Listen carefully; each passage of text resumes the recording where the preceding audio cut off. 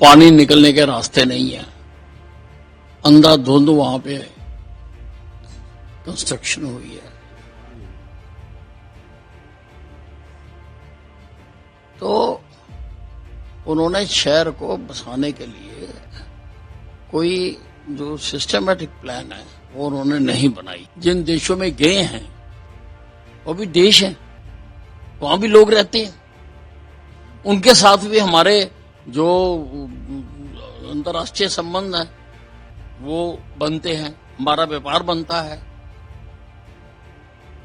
वो घाना गए हैं, ब्राजील गए हैं, त्रिनिदाद गए हैं, देश हैं वो। इनको पता नहीं है मान साहब को। देखिए अब इसी की जांच हो रही है, अभी कोई तथ्य सामने नहीं आया उसका।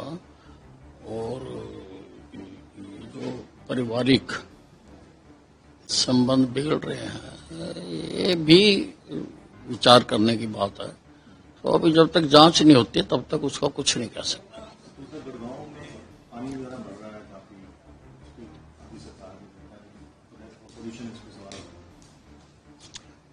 गुड़गांव जब बसा था उस वक्त प्रदेश में अपोजिशन की ही सरकारें थी, और जब भी कोई शहर बसता है तो नाले नालियों सड़कों की प्लानिंग उस वक्त करनी होती है। बसे हुए शहर में तो नालियां नहीं खोदी जा सकती, तो उस वक्त इन्होंने खोदी नहीं। नजदीकन आज पानी निकलने के रास्ते नहीं है। अंधाधुंध वहां पे कंस्ट्रक्शन हुई है।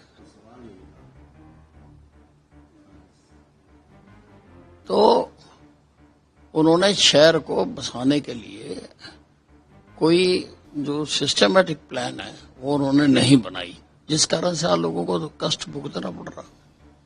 दूसरा, भगवंत मान ने कल जिस तरह से बोला है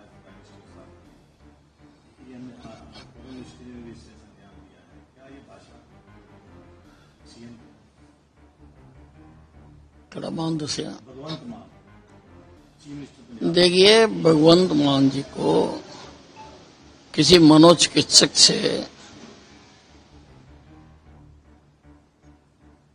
सलाह लेनी चाहिए, क्योंकि इस प्रकार की भाषा आज तक किसी ने भी प्रधानमंत्री जी के बारे में नहीं बोली है। और प्रधानमंत्री जी जिन देशों में गए हैं वो भी देश हैं, वहां भी लोग रहते हैं, उनके साथ भी हमारे जो अंतर्राष्ट्रीय संबंध है वो बनते हैं, हमारा व्यापार बनता है। वो घाना गए हैं, ब्राजील गए हैं, त्रिनिदाद गए हैं, देश हैं वो। इनको पता नहीं है मान साहब को। और सभी देशों के साथ हिंदुस्तान के मधुर संबंध हों, प्रधानमंत्री जी लगातार इसके लिए प्रयास कर रहे हैं। जो हमारी विदेश नीति है आज चरम पर है। आज विश्व में सब जगह पर आज भारत का नाम आदर मान और सम्मान के लिया जाता है, वो केवल इसीलिए कि नरेंद्र मोदी जी जो विदेशी देश हैं उनके साथ अपने संबंध मधुर कर रहे हैं।